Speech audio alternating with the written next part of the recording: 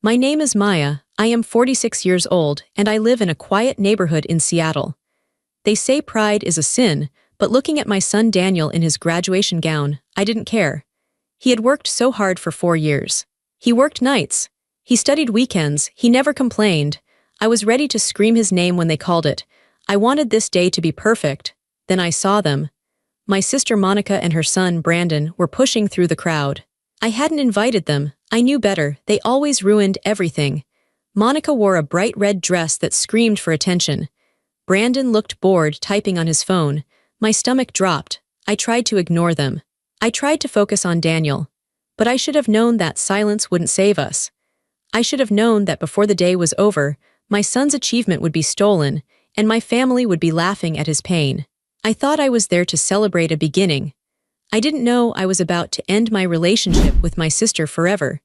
But before I tell you how everything flipped and subscribe, drop a comment, where are you watching from? My name is Maya, I am 46 years old, the stadium was packed. It was a hot day in late May. The sun was beating down on the metal bleachers, but I didn't mind the heat. I sat there with my program rolled up in my hand, tapping it against my knee. I was nervous. I was excited. This was the day I had waited for. This was the day Daniel had worked for. I looked around at the other parents. They all looked happy. Some were fanning themselves with hats. Some were holding flowers. Everyone was smiling. I wanted to be like them. I wanted to just be a proud mother watching her son. But I couldn't relax. Next to me, my sister Monica shifted in her seat. She let out a loud sigh. "It is so hot," she complained. She wasn't whispering. "Why do they make these things so long? It's just a piece of paper." I tightened my grip on the program. "It's important, Monica," I said quietly. "It's a big achievement." She rolled her eyes. She was wearing a red dress that was too tight and too bright for a morning ceremony. She wanted people to look at her. She always wanted people to look at her. "It's a general business degree, Maya," she said, waving her hand like she was shooing away a fly. "Everyone has one. It's not like he's becoming a doctor." Her words were like little needles. They poked at my happiness. I tried to ignore them. I looked past her to her son, Brandon, my nephew. Brandon was 23, the same age as Daniel. He was sitting slumped over, staring at his phone. He hadn't looked up once since we arrived. He was wearing jeans and a t-shirt. I had asked him to wear a nice shirt. I had asked him to look presentable for his cousin. But he didn't care. "Brandon," I said softly. "Daniel is going to walk soon. Can you put the phone away?" Brandon didn't even look at me. He just grunted. "Leave him alone," Monica snapped. "He's bored. This is boring. Besides, he's busy networking. He's a very popular boy." I bit my tongue. I knew Brandon wasn't networking. He was playing a game. I could hear the little electronic sounds coming from his phone. Ping, ping, crash. I took a deep breath. I told myself, focus on Daniel. Don't let them ruin this.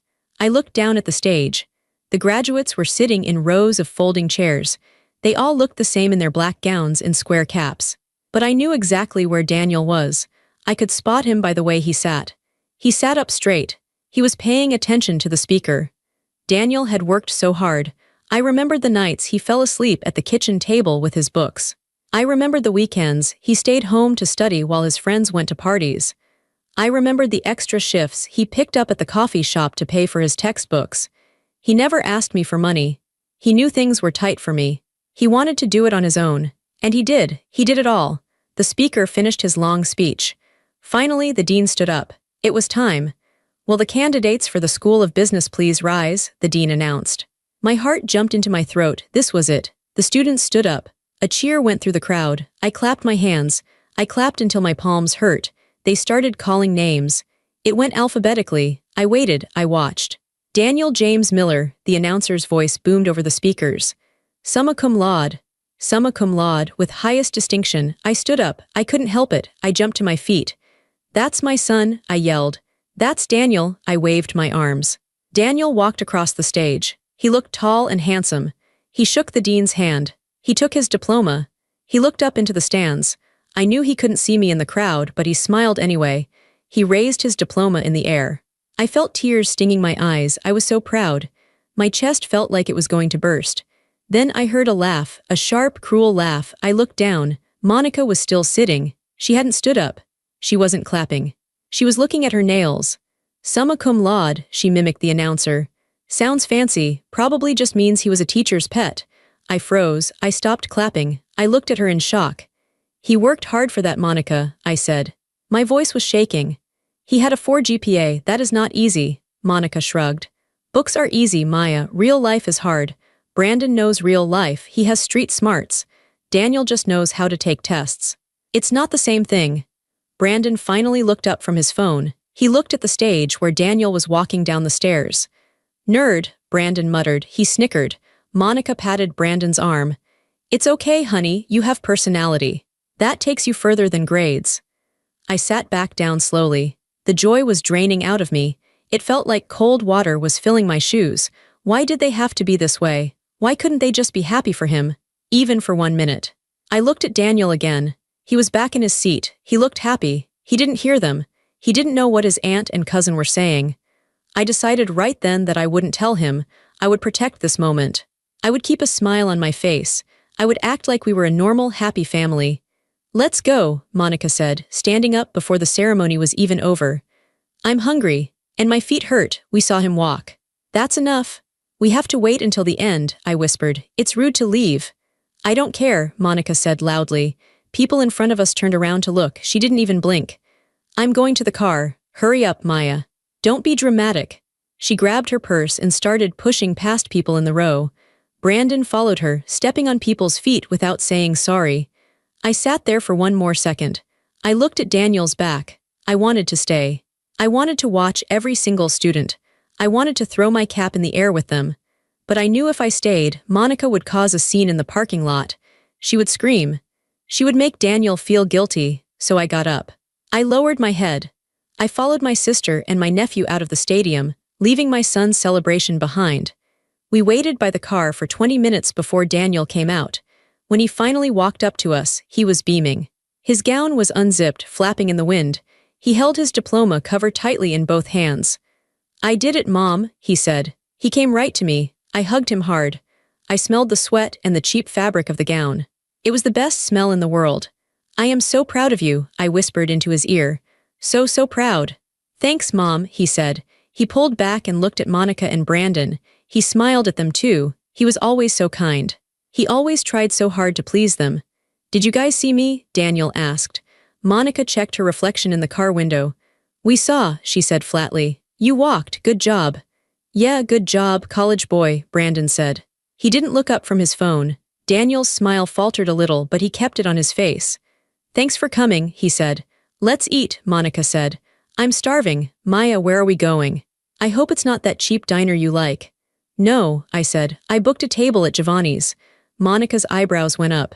Giovanni's, that's pricey. You sure you can afford that? I saved up, I said simply. It's a special occasion. We got into the cars. I drove Daniel. Monica and Brandon followed us. In the car, Daniel was quiet for a moment. Then he looked at me. Are they okay? He asked. Aunt Monica seemed annoyed. She's just hot, I lied. You know how she gets in the heat. Don't worry about it. Today is about you. We arrived at the restaurant. It was a nice place. White tablecloths, cloth napkins. Candles on the table even though it was daytime. The waiter seated us at a round table near the window. I sat next to Daniel. Monica and Brandon sat across from us. The waiter came over. Welcome. Can I start you with drinks? I'll have the Cabernet, Monica said immediately. The reserve bottle and bring 2 glasses. Brandon will have some. I looked at the menu. The reserve bottle was $80. Monica, I said softly. Maybe just a glass. Oh, relax, Maya, she snapped. It's a celebration, isn't it? Don't be cheap on your son's big day. She made it sound like I was the one ruining it.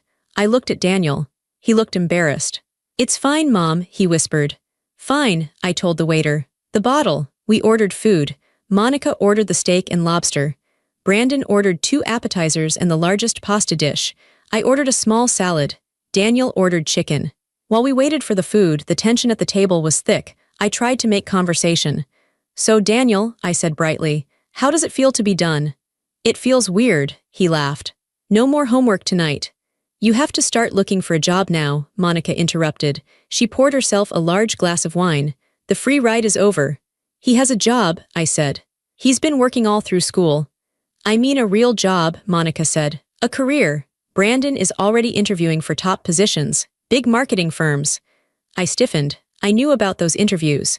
I was the one who set them up. Brandon had asked me for help weeks ago. I had used my old contacts from my time in HR to get him a foot in the door. I hadn't told Monica I did it. She would just say I owed it to them. That's great, Brandon, Daniel said sincerely. Good luck. Brandon just shrugged and stuffed a breadstick in his mouth. The food came. We ate. Monica complained that her lobster was tough. Brandon burped loudly and didn't say excuse me. Finally, the plates were cleared. It was time for the gifts. I reached into my purse. I pulled out a small blue envelope. My hands were trembling slightly. Daniel, I said. My voice was thick with emotion. I have something for you. The table went quiet. Even Brandon looked up. I handed the blue envelope to Daniel. He took it carefully. Mom, you didn't have to, he said. Open it, I urged. He slid his finger under the flap and pulled out a card. It wasn't just a greeting card. Inside, there was a gift card. A Visa gift card. I had been saving $50 a month for 4 years.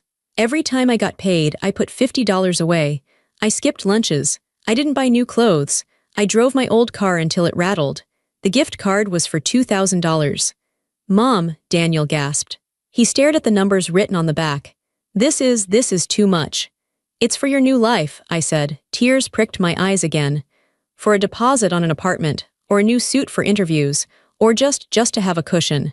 I want you to start strong. Daniel looked at me. His eyes were wet. Thank you, Mom, I love you. He placed the card gently on the table next to his empty dessert plate. He reached over to hug me. That's nice, Monica said. Her voice was cold. She was staring at the card on the table. Must be nice to have that kind of money to throw around. I saved it, Monica, I said. Whatever, she muttered.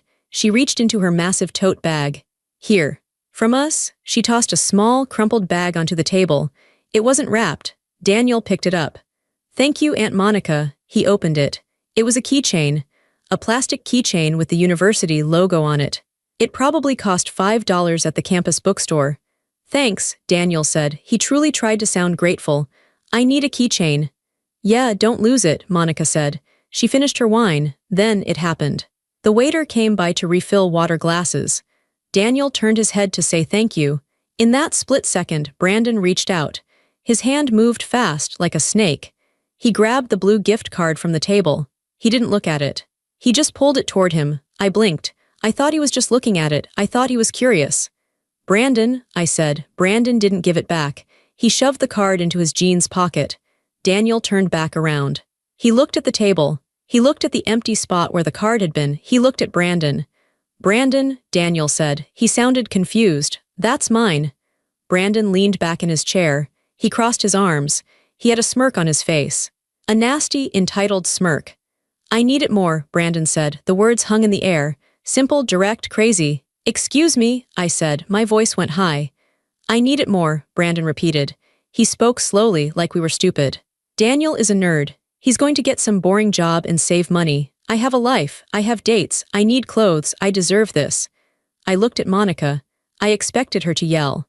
I expected her to grab her son's ear and force him to give it back.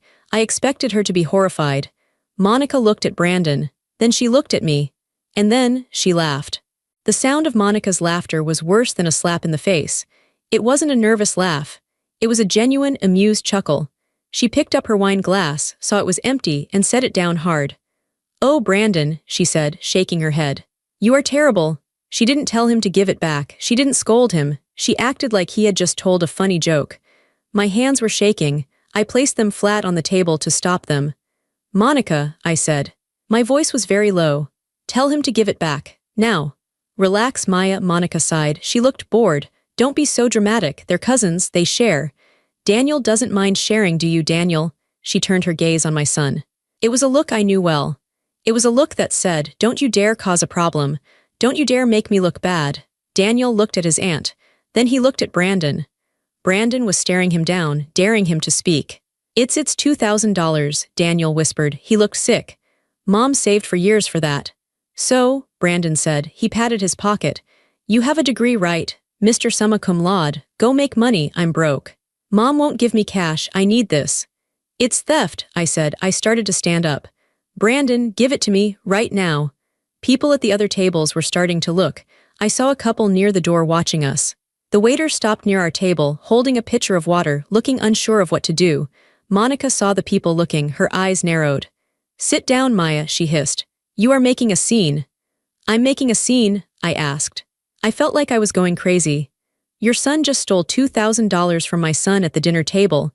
"He didn't steal it," Monica said. "He's borrowing it. Family helps family. God, you are so selfish. You always have been. You think you're better than us because Daniel gets good grades. You think you can just flash money in our faces." "It was a gift," I cried. "It's family harmony," Monica shouted back. "Just let it go, don't ruin the day over money." "It's tacky."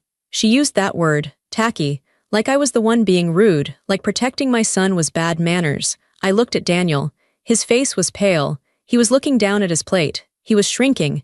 He was making himself small. He had spent his whole life doing that around them, making himself small so they wouldn't attack him. I looked at Brandon. He was grinning. He knew he had won. He knew his mother would protect him. He knew I hated conflict. I looked at Monica.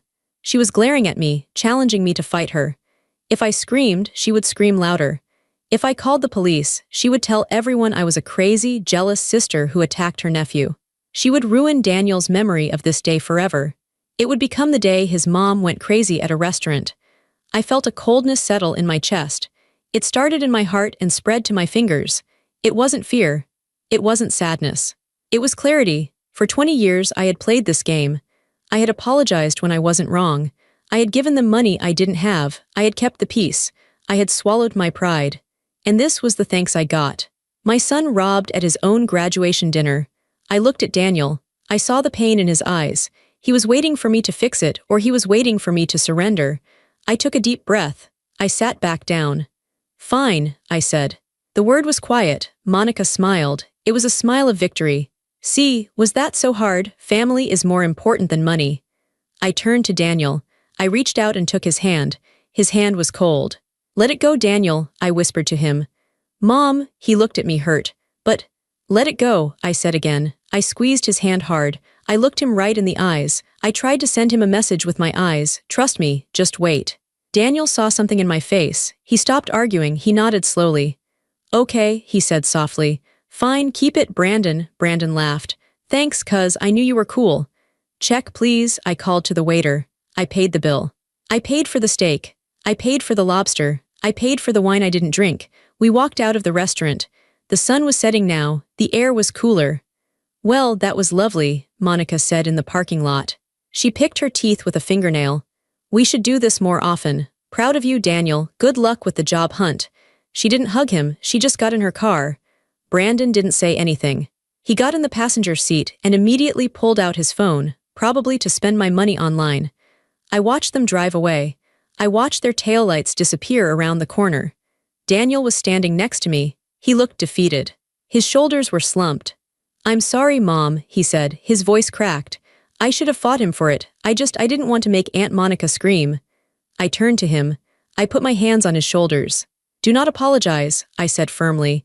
"You did nothing wrong. You are a good man, Daniel. You are kind, and you are 10 times the man Brandon will ever be." "But the money," he said. "All your savings." "It's just money," I said. And for the first time I meant it. Money could be replaced. Dignity could not. "Get in the car," I said. "Let's go home." I drove home in silence. But my mind wasn't silent. My mind was a machine. I was replaying every insult. Every smirk. Every time Monica told me I was nothing. I wasn't going to yell. I wasn't going to beg for the money back. I had something much better than a scream. I had the truth. And I had the power to use it. The house was quiet. It was 11:30 p.m. Daniel had gone to his room hours ago. He said he was tired, but I knew he was just sad. He should have been out celebrating with friends. He should have been happy. Instead, he was lying in the dark, feeling foolish because his own family treated him like garbage. I sat at the kitchen table. The only light came from the screen of my laptop. I had a cup of tea next to me, but it was cold. I hadn't taken a sip. My fingers hovered over the keyboard. I had opened my email. I was looking at a message in my sent folder. It was dated 3 weeks ago. To Sarah Jenkins, HR Director, OmniCorp Marketing from Maya Miller. Subject: Recommendation for Brandon Davis. Dear Sarah, I hope you are well. I am writing to personally recommend my nephew, Brandon Davis, for the Junior Marketing Associate position. He is bright, energetic, and eager to learn. I believe he would be a great asset to your team. I read the words. They tasted like ash in my mouth. Bright, energetic, eager to learn, lies, all lies. I had written that email because Monica begged me. She had called me crying, saying Brandon couldn't catch a break. She said he just needed a chance. She said he had changed. I believed her. Because that's what I did. I believed in family. So I used my reputation. Sarah Jenkins was an old colleague. She trusted me. When I vouched for Brandon, she pulled his resume to the top of the pile. She gave him an interview he wasn't qualified for. She was ready to hire him next week. I thought about the restaurant. I thought about Brandon snatching the card. I need it more. I deserve this. He didn't deserve a job. He didn't deserve a career handed to him. He was a thief. He was lazy, and he was cruel. If he got this job, he would be a nightmare. He would be rude to coworkers. He would steal credit. He would probably steal lunch from the fridge. And when he inevitably failed, it would reflect on me. Sarah would ask me, "Why did you send him to us?" I looked at the cursor blinking on the white screen. I hit reply to my own email. The subject line popped up. Ray, recommendation for Brandon Davis. I started typing. My fingers moved fast. I didn't have to think about what to say. The words poured out of me. Dear Sarah, please disregard my previous email regarding Brandon Davis. I need to retract my recommendation immediately. After observing his recent behavior, I can no longer ethically vouch for his character, professionalism, or integrity. I made a mistake in assessing his readiness for a corporate environment. He is not suitable for your company. Hiring him would be a risk I cannot support. I apologize for any inconvenience this causes you. Please trust that I am telling you this to protect your team. Sincerely, my eye stopped. I read it over. It was harsh. It was direct. It was fatal to his chances. Sarah trusted me. When she read this, Brandon wouldn't just lose this job. He would be flagged. HR people talk. His name would be mud before he even started. My heart hammered in my chest. A voice in my head, Monica's voice, whispered, "You're betraying family. You're ruining his life." Then I remembered Daniel's face when the card was stolen. I remembered Monica laughing. They didn't care about ruining Daniel's moment. They didn't care about my sacrifice. They called it family harmony when they walked all over us. But when we stood up for ourselves, they called it betrayal. Not anymore. I wasn't doing this for revenge. I told myself that. I was doing it for justice. I was doing it because Brandon needed to learn that actions have consequences. He thought he could take whatever he wanted because he was family. He was about to learn that the real world doesn't care about your DNA. The real world cares about how you treat people. I moved the mouse.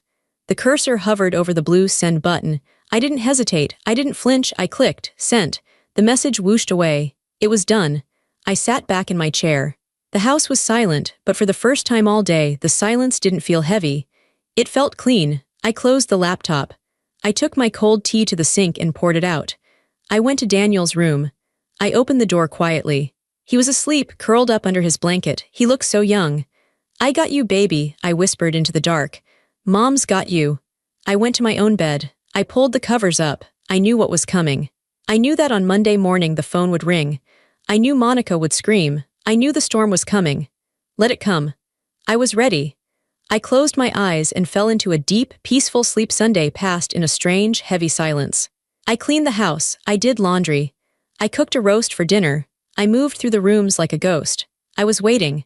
I knew the bomb I had planted was ticking, but I didn't know exactly when it would explode. Monday morning arrived with a gray sky and the sound of rain hitting the windows. It was a gloomy day, the kind of day that makes you want to stay in bed. But I was up early. I made coffee. I sat at the kitchen island, staring at my phone. At 9 a.m., the business day started. At 9:15 a.m., Sarah Jenkins at Omnicorp would open her email. At 9:30 a.m., my phone rang. It wasn't Sarah, it was Monica. I looked at the screen. Monica flashed in bright white letters. My stomach tightened just a little, not out of fear but out of anticipation. I knew what this was. I let it ring. It stopped. 2 seconds later, it rang again. I picked it up. I swiped the green button. I didn't even say hello. "What did you do?" Monica's voice was so loud I had to pull the phone away from my ear. She wasn't speaking, she was shrieking. It was a raw, animal sound. "Good morning, Monica," I said calmly. I took a sip of my coffee. "Don't you play dumb with me, Maya, don't you dare." She was hyperventilating. I could hear her pacing. I could hear the frantic clicking of her heels on her hardwood floors. Brandon just got an email from Omnicorp. They canceled his interview. They canceled it, Maya. Oh, I said, that's unfortunate. Unfortunate. Unfortunate, she screamed the word. They said they received new information regarding his suitability. They said he is no longer a candidate for this or future roles. They blacklisted him. What did you say to them? I set my mug down on the counter. The ceramic made a solid clink sound. I told the truth, I said. There was a silence on the other end, a shocked, heavy silence. Then the explosion came. You saboteur. You jealous, bitter witch. The insults poured out of her like sewage. You ruined his future. He was going to make 6 figures. He was going to be a manager. How could you do this to family? How could you betray your own blood? He isn't a manager, Monica, I said. My voice was steady. I was surprised by how steady it was. He's a thief and he's a bully. Because of the gift card, she shrieked. Are you insane? You destroyed his career over a stupid $2,000 gift card. I would have paid you back, eventually. You wouldn't have, I said. But that's not the point. You told me at the restaurant that Brandon has street smarts. You said he knows real life. Well, this is real life, Monica. In real life, when you steal from people and act like you're entitled to the world, people don't want to hire you. Fix it, she demanded. The anger turned into panic. Call Sarah back, right now. Tell her you were drunk. Tell her you lied. Tell her anything. Fix this, Maya. He's crying. My baby is crying. I pictured Brandon crying. I pictured him sitting on his expensive leather sofa, the one Monica bought on credit, realizing that for the first time in his life, Mommy couldn't yell his way out of a problem. No, I said. What did you say? I said no, I won't call her. I retracted my recommendation. I won't give it back. I will come over there, she threatened. Her voice dropped to a low, dangerous growl. I will come over there and tear your house apart. I will make your life a living hell. Do you hear me? I looked around my clean, quiet kitchen. I looked at the photos of Daniel on the fridge. Monica, I said, do you remember what you said to me when Brandon took the money, when Daniel was sitting there humiliated? She didn't answer. She was just breathing heavy, jagged breaths. You told me to let it go, I said. You said it's family harmony, so I'm giving you your own advice. I paused. I wanted her to hear every syllable. Let it go, Monica. It's just a job. I hung up the phone. My hand was trembling, but I felt a rush of adrenaline. It wasn't fear, it was power. I had taken the weapon she used against me, her dismissal, her cruelty, and I had turned it right back on her. 30 minutes later, the pounding started on my front door. I knew she would come. Monica couldn't handle being hung up on. She needed to have the last word. She needed to win. I walked to the door. I didn't open it immediately. I looked through the peephole. Monica was standing there, her face red and blotchy, her hair a mess. She was banging on the wood with the flat of her hand. I unlocked the deadbolt and opened the door. She pushed past me before I could even step back. She stormed into my living room, bringing a gust of cold rain and expensive perfume with her. You fix this now, she screamed, spinning around to face me. She pointed a finger in my face. Her nail polish was chipped. You pick up that phone and you tell Sarah that you were jealous. You tell her Brandon is a saint. Get out of my house, I said. I am not leaving until you fix my son's life. I closed the door calmly. I turned to face her. I was done being the doormat. I was done being the nice sister. His life isn't ruined because of me, Monica, I said. I raised my voice. Not a scream, but a projection. A teacher's voice. His life is a mess because of you. Me, she laughed, a crazy, high-pitched sound. I gave him everything. I love him, unlike you who hates her own family. You don't love him, I said. You enable him. You crippled him. I took a step toward her. She looked surprised. I never stepped toward her. I always stepped back. For 20 years I have watched you, I said.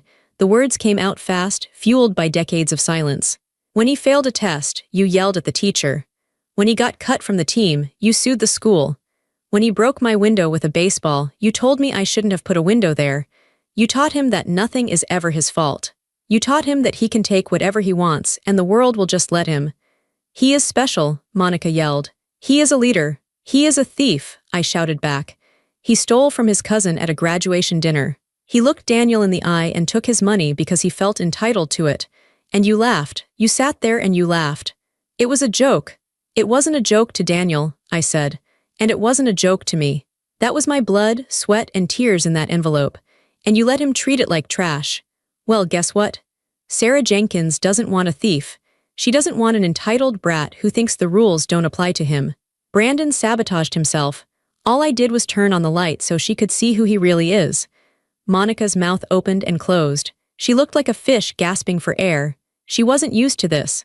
She wasn't used to the truth. She lived in a fantasy world where she and Brandon were royalty and everyone else was a servant. "You are jealous," she whispered. It was her go-to defense. "You've always been jealous of him, because Daniel is boring. And Brandon shines." "Daniel is kind," I said. "Daniel is honest. Daniel works hard. If that's boring, then thank God for boring, because I would rather have a boring son than a criminal." Monica's face twisted. She looked like she was going to hit me. She raised her hand. I didn't flinch. I looked her dead in the eye. "Go ahead," I dared her. "Hit me, and I will call the police and add assault to Brandon's problems." "Do you want that?" Her hand froze in the air. She saw something in my eyes she had never seen before. She saw that I wasn't afraid of her anymore. The fear was gone. It had burned away in the restaurant when she laughed at my son. She lowered her hand. She let out a sob, a fake, dramatic sob. "I don't even know who you are," she cried. "My own sister turning on me." "I didn't turn on you," I said. "I stood up for myself, finally, now get out. And don't come back until you learn how to respect us. Which means, don't come back." She stared at me with pure hatred. Then she spun on her heel and stomped out the door, slamming it so hard the pictures on the wall rattled. I stood in the silence of the living room. My heart was pounding like a drum. My knees felt weak. I sat down on the sofa and put my head in my hands. I had done it. I had burned the bridge. And looking at the ashes, I didn't feel sad. I felt free. I didn't know Daniel was home. I thought he had gone to the gym. But a few minutes after Monica slammed the door, I heard a creak from the hallway. I looked up. Daniel was standing there. He was wearing his workout clothes, holding his gym bag. He looked pale. His eyes were wide. "Mom," he said softly. "Daniel," I wiped my face quickly. "I didn't know you were here. Did you hear that?" He walked into the living room slowly. He dropped his bag on the floor. "I heard everything," he said. He looked at me with a strange expression. It wasn't fear, it was awe. You got him fired?" Daniel asked. "Or unhired?" "I withdrew my recommendation," I said. "I couldn't let him go there, Daniel. Not after what he did. It wouldn't be right." And I was angry. "I'm sorry if I made things worse." Daniel shook his head. "Worse? Mom, nobody has ever stood up to Aunt Monica like that. Nobody. Not Grandma, not Grandpa, nobody." He sat down next to me on the sofa. He looked at his hands. "I thought you were mad at me," he said quietly. "At the restaurant, when you told me to let it go, I thought you were ashamed of me for not fighting back." My heart broke a little. "Oh, honey, no, never.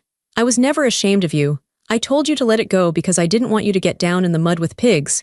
You get dirty and the pigs like it." He laughed, a small, dry laugh. "But you fought back today," he said. "I did," I said. "Because I realized that protecting you doesn't mean keeping the peace. Sometimes, protecting you means starting a war. I'm sorry it took me so long to learn that."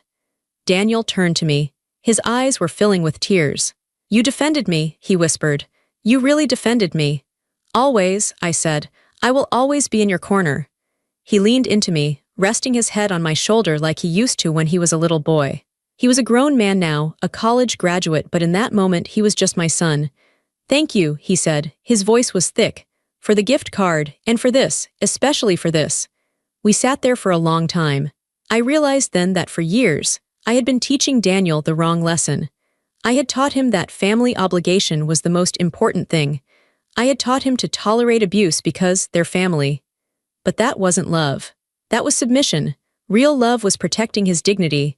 Real love was showing him that he was worth fighting for. "What's going to happen now?" Daniel asked, lifting his head. "The family is going to go crazy." "Let them," I said. "We have each other, and we have the truth, that's enough."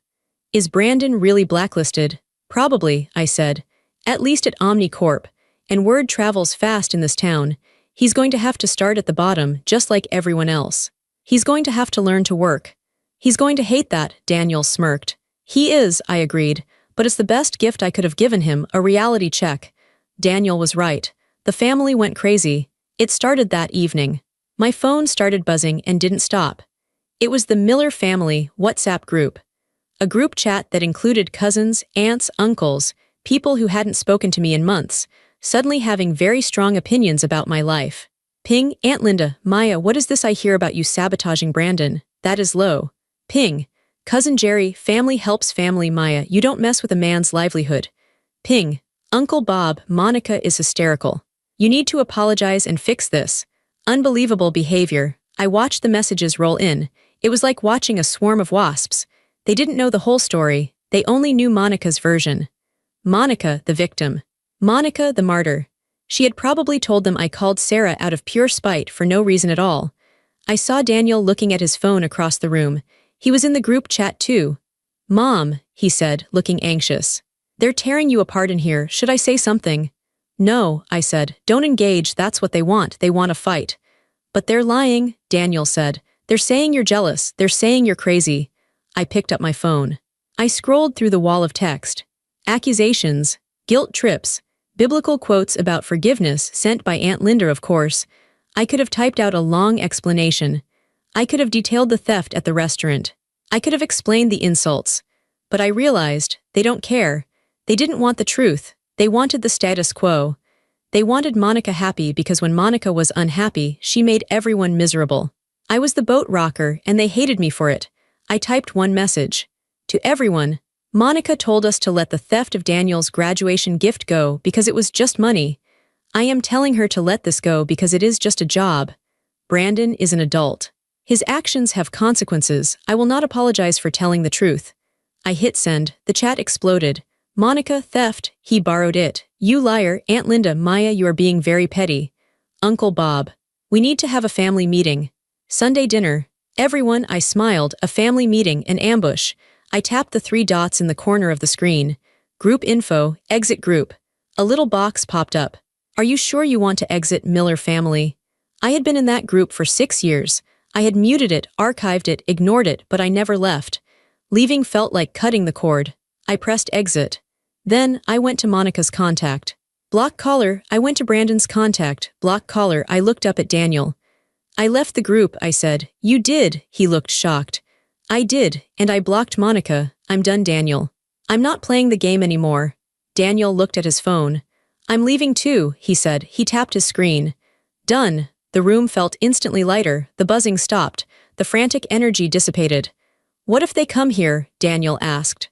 Let them come, I said. The door is locked. If they want to scream, they can scream at the siding. We have better things to do. Like what? Like dinner, I said. And like celebrating your graduation properly, without thieves.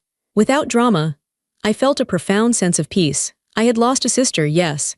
I had lost the approval of my extended family, but I had kept my self-respect. And I had kept my son's trust. It was a fair trade. 2 months passed. The summer turned hot and humid. The grass grew tall. The world kept turning. I didn't see Monica. I heard from a neighbor that she was telling everyone I had had a mental breakdown.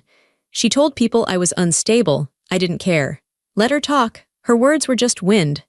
Daniel was doing well. He used the $2,000 gift card, which I had replaced, slowly, from my savings, to pay for a specialized certification course in data analytics. He studied every day. He was focused. He was driven. One Tuesday afternoon, he came running into the kitchen. Mom, he shouted. Mom, look. He shoved his phone in my face. It was an email. Dear Daniel, we are pleased to offer you the position of junior analyst. It was a real job, a good job, with a salary, benefits, and a future. He had gotten it on his own merit. No nepotism, no favors, just hard work. Oh, Daniel, I hugged him. We jumped up and down in the kitchen like little kids. I start in 2 weeks, he said, grinning. And Mom, I'm going to pay you back for everything. You don't owe me anything, I said. Just be happy. That's the payment. Later that week, I went to the grocery store. I turned into the cereal aisle and saw him. Brandon, he was stocking shelves. He was wearing a green vest with a name tag. He looked tired. He looked sullen. I stopped my cart. I didn't mean to stare, but I couldn't help it. He saw me. He froze. He held a box of cornflakes in his hand. He looked at me and I saw the shame in his eyes. He looked away quickly, pretending to be busy with the boxes. I could have walked over. I could have gloated. I could have said, how's the marketing career going? But I didn't. I remembered what I told Monica. Let it go. He was facing his consequences. He was working a hard, honest job. Maybe it would be good for him. Maybe, just maybe, stocking those shelves would teach him the value of $1 in a way Monica never did. I pushed my cart past him. I didn't say a word. I didn't look back. I walked out to my car into the bright sunshine. I loaded my groceries. I thought about family. For so long, I thought family was defined by DNA. I thought it meant shared history and shared blood. I thought it meant you had to stay, no matter how much it hurt. I was wrong. Family isn't about whose blood runs in your veins. It's about who stands by you when the world falls apart. It's about respect. It's about kindness. Monica and Brandon shared my DNA, but they weren't my family. Not anymore. Daniel was my family. And the friends who supported me were my family. And I was my own family. I got into the driver's seat and started the engine. The radio was playing a song I liked. I rolled the windows down. I drove home to my quiet, peaceful house, where no one was screaming, and no one was stealing, and everything was finally perfectly right.